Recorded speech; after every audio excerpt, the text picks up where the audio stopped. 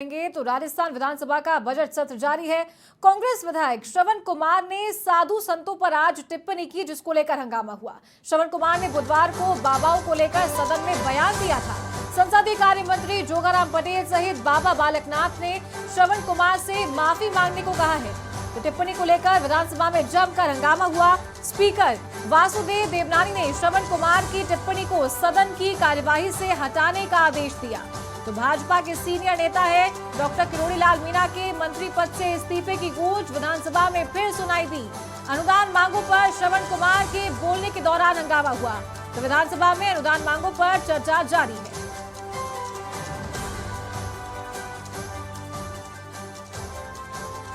और क्या कुछ कहा है श्रवण कुमार ने, वो भी आप सुनिए।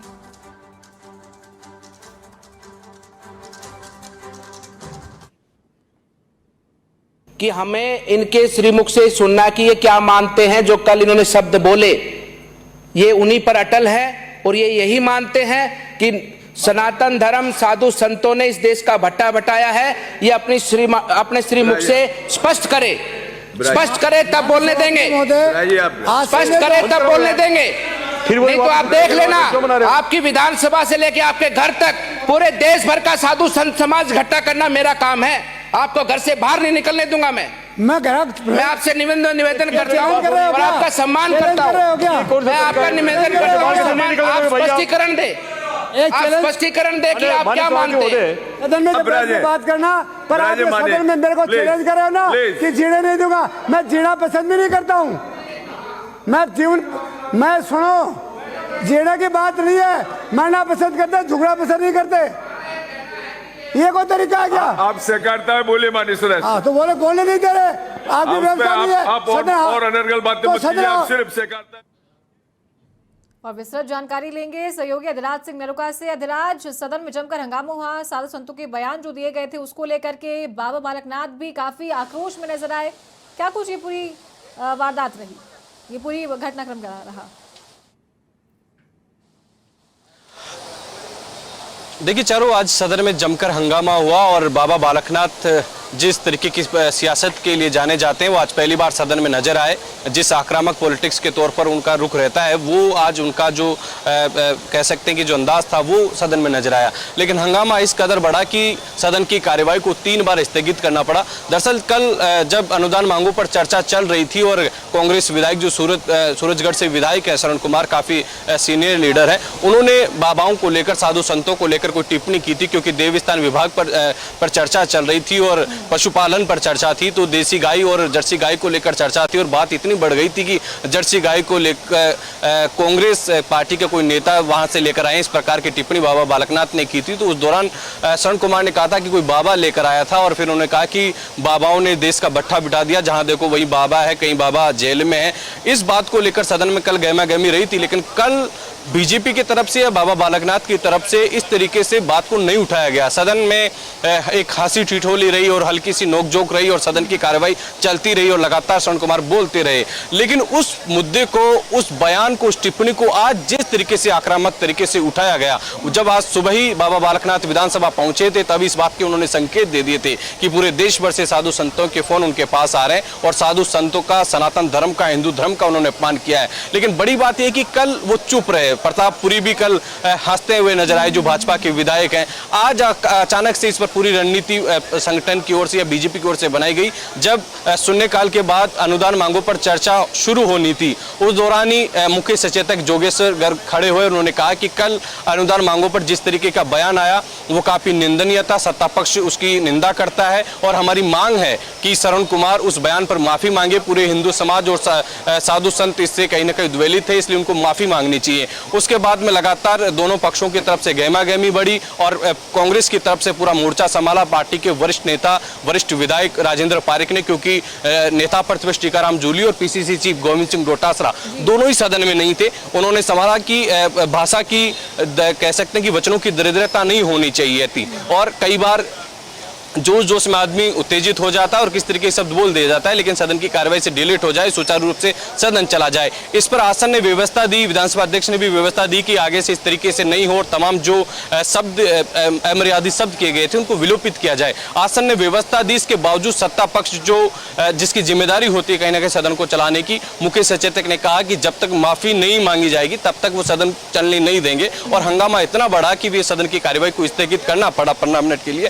फिर से सदन शुरू हुआ, फिर से हंगामा बरकरार रहा तो 15 मिनट के लिए स्थगित करनी पड़ी। जब फिर से एक बार लगा कि कहीं ना कहीं पूरा मामला शांत हो गया है, दोनों तरफ से बात रखी गई। जोगाराम पटेल ने भी कहा कि मैं सत्ता पक्ष की तरफ से आश्वस्त करता हूं कि इस तरीके से अब सदन को बाधित नहीं किया जाएगा और सभी जो सदस्य हैं वो अपनी भाषा की मर्यादा रखें।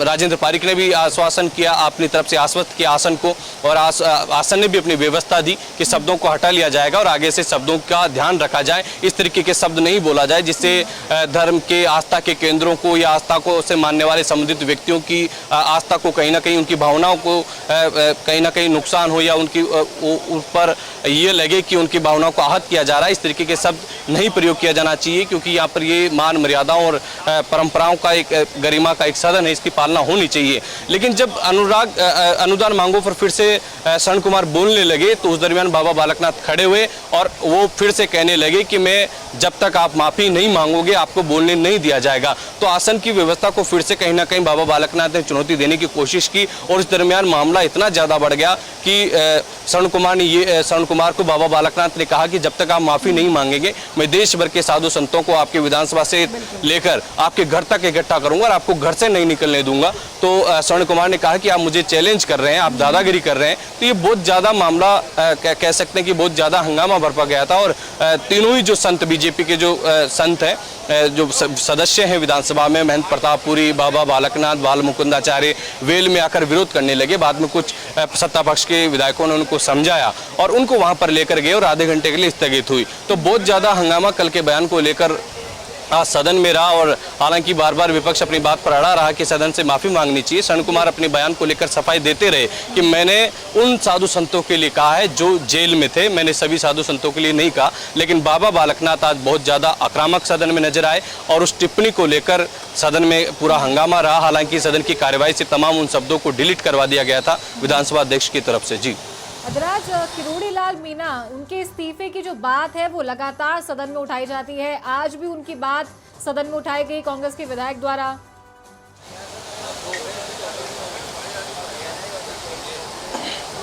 देखिए, आज बूंदी से जो कांग्रेस के विधायक है हरिमोहन शर्मा, उन्होंने स्थगन प्रस्ताव के माध्यम से मामला उठाया था कि पंचायतों में किस तरीके से भ्रष्टाचार हो रहा है, किस तरीके से जिला परिषद और पंचायत समितियों से जब सरपंच बजट स्वीकृत कराते हैं तो अधिकारी उनसे 10% कमीशन लेते हैं और फिर पंचायत समिति के प्रतिनिधि जो हैं, अधिकारी हैं, वो कमीशन लेते हैं और सरपंच कमीशन लेते हैं, व्यवस्था के लिए कमीशन होते हैं और वो बजट 50% रह जाता है। इस तरीके का वो जिक्र कर रहे थे कि किस तरीके से पंचायतों में भ्रष्टाचार हो रहा है, जनप्रतिनिधियों को किस तरीके से जनप्रतिनिधियों से बजट के लिए कमीशन लिया जा रहा है और पूरे पंचायती राज की वो व्यथा जो है वो बताने का काम कर रहे थे। इस दौरान उन्होंने कहा कि इसका एक बड़ा कारण ये भी है कि राजस्थान में किरोड़ी लाल मीणा का जो डिपार्टमेंट था, एक ही विभाग में 2-2 मंत्रियों को जिम्मेदारी दे दी गई, तो इस वजह से भी ये सब चीजें हुई है। तो उन्होंने किरोड़ी लाल मीणा का जिक्र किया गया कि यही कारण था कि किरोड़ी लाल मीणा को इस्तीफा देना पड़ा और उस बात का उन्होंने जिक्र किया। हालांकि वो बार बार होता रहता है, कई बार सत्ता पक्ष को घेरने के लिए विपक्ष के तमाम सदस्य बात उठाते रहते हैं कि कृषि मंत्री ने रिजाइन क्यों किया, क्या कारण था। ये सब चीजें पिछले कई दिनों से चल रही है क्योंकि किरोड़ी लाल मीणा सदन आ भी नहीं रहे, उन्होंने रिजाइन भी कर दिया। हालांकि उनका इस्तीफा स्वीकार नहीं किया गया है, लेकिन जब बजट आ रहा था तब कहा था कि कृषि मंत्री नहीं है। जब अनुदान मांगों पर चर्चा हो रही थी तब भी ये कहा कि मंत्री यहाँ पर नहीं है। तो ये बार बार एक मौका विपक्ष को मिला है। जिस तरीके से किरोड़ी लाल मीणा ने इस्तीफा दिया उसके बाद से विपक्ष लगातार हमलावर है और पूरे सदन की कार्रवाई को देखा जाए तो इस बार विपक्ष काफी आक्रामक है, काफी हमलावर है, कई मुद्दों पर सत्ता पक्ष को घेरते हुए नजर आ रहा है। और सबसे बड़ी कारण यही है कि मंत्री जो हैं वो बहुत ज्यादा संतुष्ट वाले जनक जवाब नहीं दे पाते हैं। लगातार ये बात सामने आती है कि जवाब अधूरे देते हैं और न सिर्फ विपक्ष के, सत्ता पक्ष के सदस्य भी ये बात कहते नजर आते हैं कि मैं जवाब से संतुष्ट नहीं हूँ, अधूरा जवाब दिया, गलत जवाब दिया। बार बार संसदीय कार्य मंत्री को सफाई देनी पड़ती है कि हमारे पूरे मंत्री तैयारी के साथ आते हैं, लेकिन कई बार विधानसभा अध्यक्ष भी सदन में टोक चुके हैं कि मंत्री पूरी तैयारी के साथ आए, पूरा जवाब दें करें और सदस्य को संतुष्ट करें, लेकिन कहीं ना कहीं इस बार जो पूरे सदन की कार्यवाही देखने को मिल रही है, बीजेपी इसका कह सकते हैं कि बीजेपी जो सत्ता पक्ष है वो संभालने में बहुत ज़्यादा सक्षम नजर नहीं आ रहा है। जिस तरीके से एक मजबूत विपक्ष है और उसके सामने जिस तरीके की तैयारी होनी चाहिए वो सदन में देखने को नहीं मिल रही है। जी ठीक है, बहुत शुक्रिया आपका दराज हमारे साथ जुड़ने के लिए और ये जानकारी देने के लिए।